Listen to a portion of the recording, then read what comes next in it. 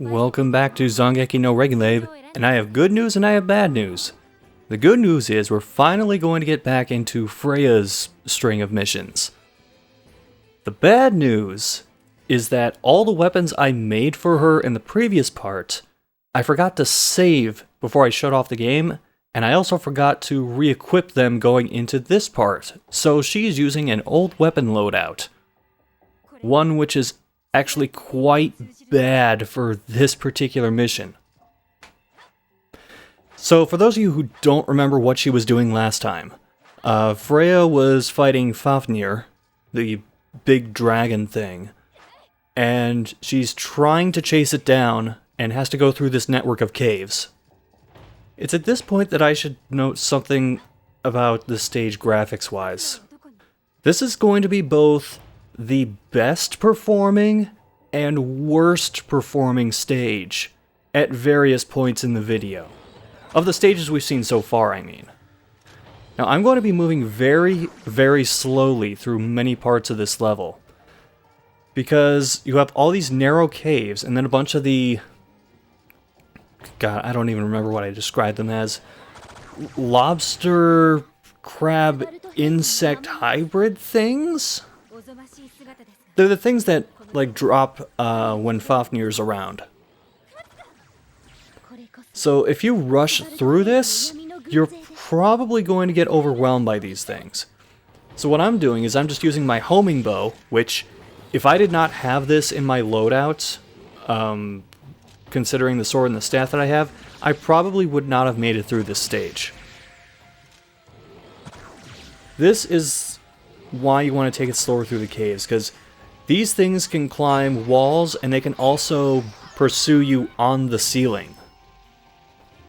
You definitely want to have a weapon that can move, like, quickly, get off a bunch of attacks in short order, because when you have something like the greatsword or a hammer or anything with wind-ups to its attacks, these things can easily just walk up, nudge you with a claw, and interrupt you. Later on, you're also going to see, well, we've seen it before, but they have an acid attack, which they can do from long distance, and that can also interrupt several of your attacks. So, whenever you go into this cave, like, the reason I didn't just run outside is that when you enter certain areas, rocks or a door will shut behind you, and you'll be forced to move forward and manage with the space that the game has given you. So what I'm really doing here is I'm going to rely heavily on that homing bow, and just trying to keep my distance as best as I can. Of course, I can't do that all the time, because I'll run out of magic to use it. And you can see an example right there of me getting interrupted. The scepter that I have is pretty weak. However, at close range, it is effective enough to sort of stun lock the enemy and just make sure that I don't get attacked. Because Freya, even with, like, the crystal boosting I've done a couple of times to her, she can run out of health really fast if too many enemies gang up and surround her. And it's at this point that I'm going to speed things up a little bit, because you really don't need to see me collecting all these stray crystals in real time. And we are back to normal speed. Now, I should note here that this is going to be one of several points where the level seems to branch off in 2, sometimes 3 directions. It's ultimately going to the same place. The reason it does that is usually so it can plant enemies in a couple different places, which is why I tend to hang back and generally just try to pick off the first few enemies from as far away as possible. Because you can see, like, the group of enemies on the radar now slowly starting to advance toward me. There's another, like, outlet cave directly to the right. You can't quite see it from this angle, but it's where all of those crab guys are coming from. If I had a different weapon loadout, I could possibly be a little more aggressive about this, but I did kind of screw myself over by not paying attention to the weapon loadouts. One thing you can do, if you end up going into this mission with a greatsword, is sort of delaying your attacks. Like, she won't do the wind up for the really strong attack if you wait a certain amount of time in between like all of your regular attacks. I'm going to end up doing that a few times, because ultimately I'm not really concerned about damage with the greatsword most of the time. I'm more so just concerned about landing hits to replenish my magic points. And I'm going to skip over collecting these crystals again. There is a bit of conversation with Eden that's going on, but it's nothing that we don't already know, so not a huge loss. Anytime there's a bend like this in the path, and I can see that there are enemies either around the next turn or very close to the next turn, you're going to see me follow the opposite wall. And that's just to ensure that I'm giving myself as much space as possible between myself and the enemy. Giving myself as many opportunities as possible to use the bow before I really need to switch over to a scepter or the greatsword. And this bow can lock onto more enemies at once, but in the interest of crowd control, I'm actually just trying to pick off like 2s and 3s, sometimes even 1s, just to try and mitigate the amount of enemies that are coming through. Because the first time I did this mission, I was so concerned about getting the maximum amount of lock-ons with the bow that it allowed the entire horde of enemies to get much closer to me. So it's really much better to just shoot it in small groups, make sure that you're thinning the herd at least a little bit. Though alternatively, if you know that this mission is coming, you could always just try dumping crystals into Freya's health and get that up a little bit.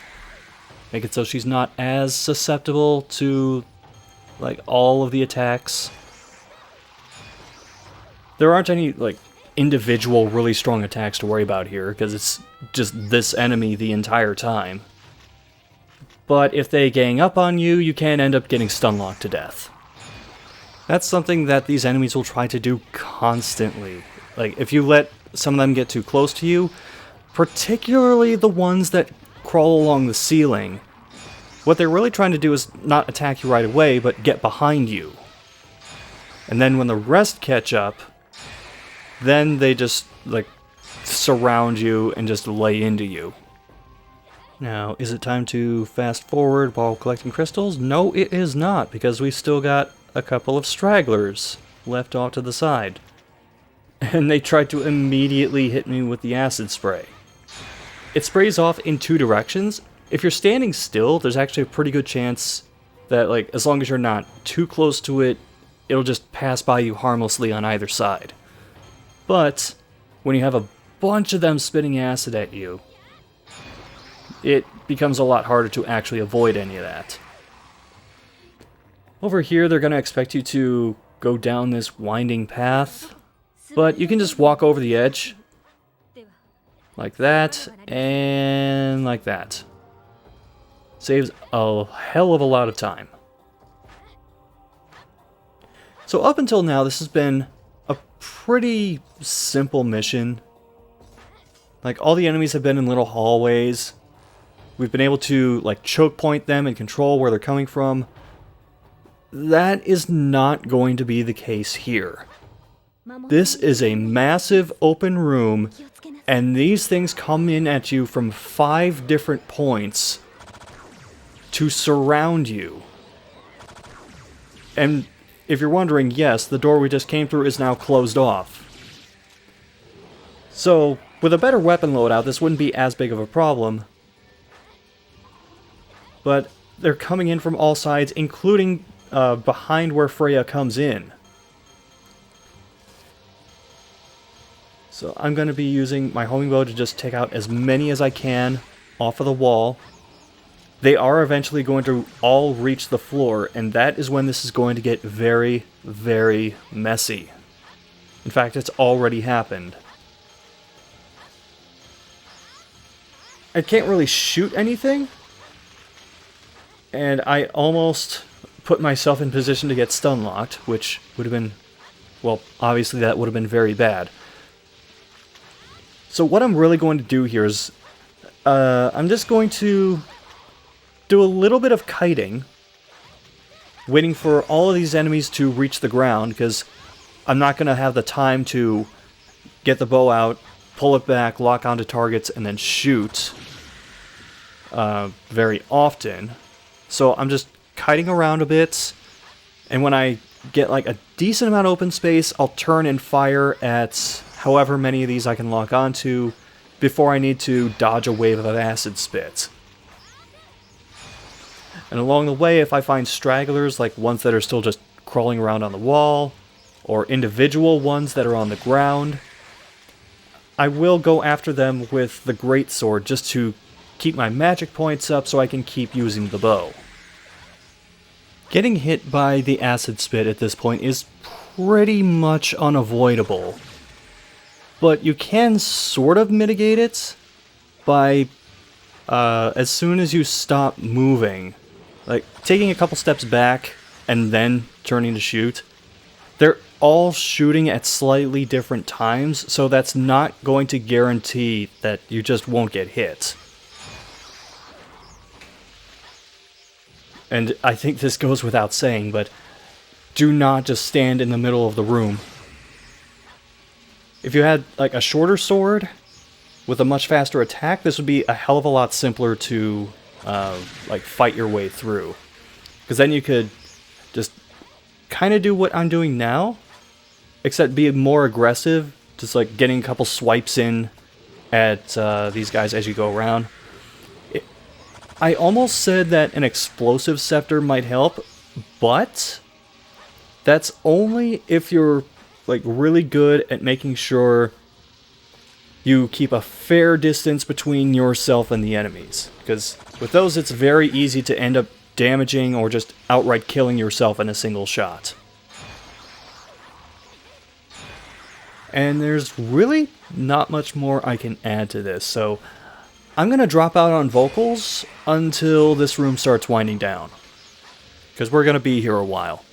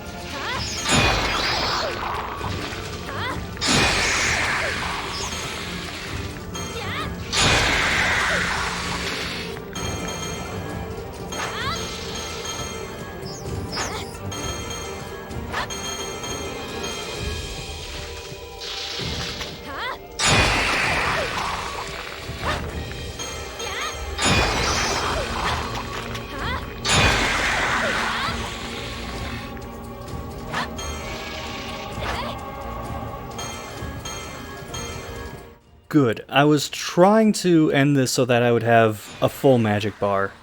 And usually when the enemy count winds down anyway, that's exactly what you should do, is just start going after them with your melee weapons. And yes, I am speeding up the crystal gathering, because why would you need to see that in real time?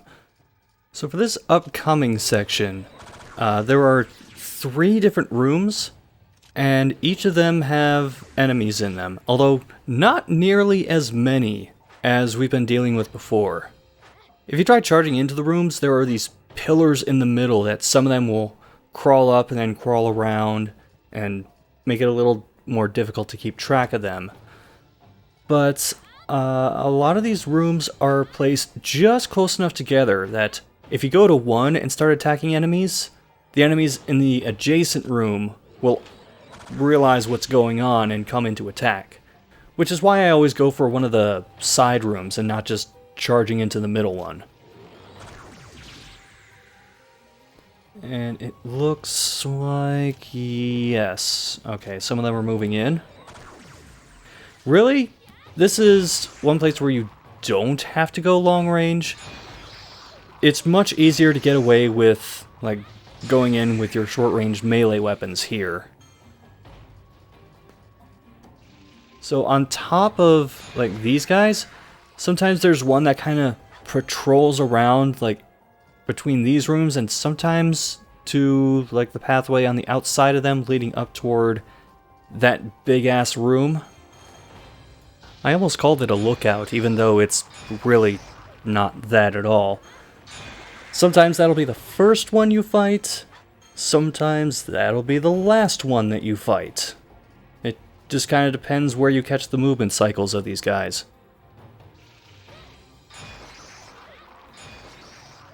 Man, we actually aggroed a lot more of them than I thought. And it looks like this is going to be one of those cases where the one that just kind of wanders around is the last one we're going to get.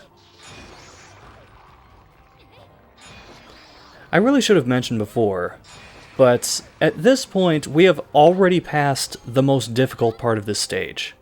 That big open room where everything floods in from 5 different places, far and away the worst part of the stage. That's all behind us now. Oh, these were the guys that I picked off earlier a while ago. This one's short enough that I'm not going to bother fast forwarding through it. But the stage is not quite done yet. This is a really long stage. Also, if you ever get lost, just take the cave that's leading down. So this is kind of similar to the big room from before, but it's not nearly as bad. Because there's one major difference.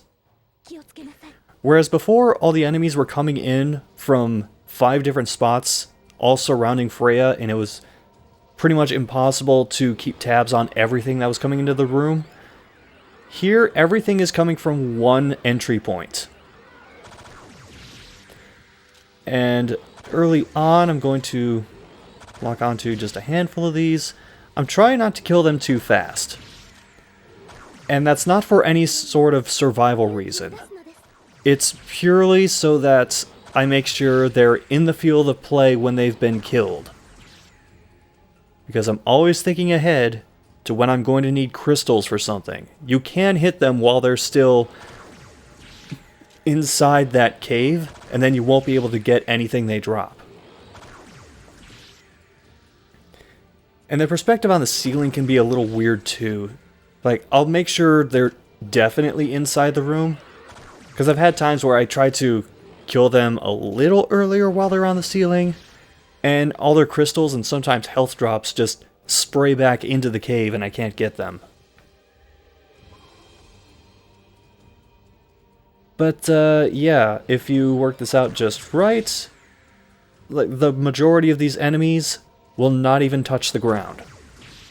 Now, I'm out of mana right now, so obviously I need to move in and attack some of these enemies. But look at how many enemies there are on radar. This is a very, very manageable amount.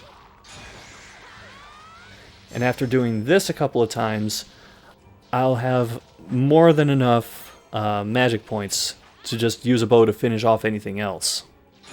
if there is anything else. I can't remember if I used the sword the entire time or if I switched over to the bow. By the way, I apologize if it seems like I'm in home run trot mode right now, because this is the last enemy encounter for this stage. Just all these enemies that pour out from that cave. This is it.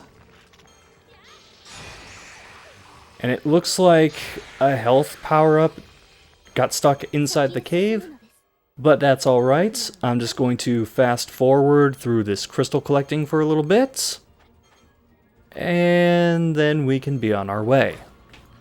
So, the last thing we're going to do in this stage is get into this open area with what looks like an underground village. Truth be told, all you have to do is move forward a little bit. For some reason, the exit flag is a little further out instead of just happening as soon as you walk in.